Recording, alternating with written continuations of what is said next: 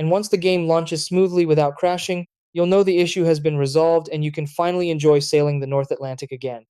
Crashes in Assassin's Creed Rogue on modern systems usually come down to compatibility conflicts rather than hardware failure.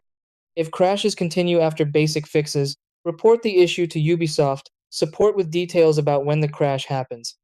Advanced fixes include deleting intro video files from the game directory after backing them up, or running the game in offline mode to avoid service-related conflicts. Before that, disable overlays and background software.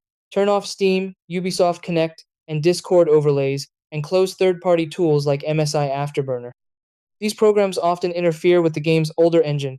Also verify the game files using Steam or Ubisoft Connect to repair corrupted or missing files.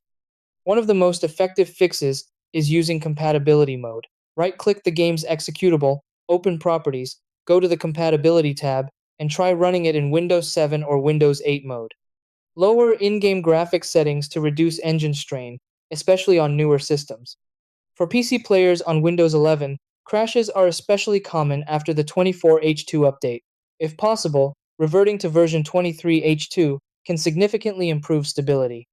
Also, make sure your graphics drivers are fully updated, as outdated NVIDIA, AMD, or Intel drivers are a major cause of crashes.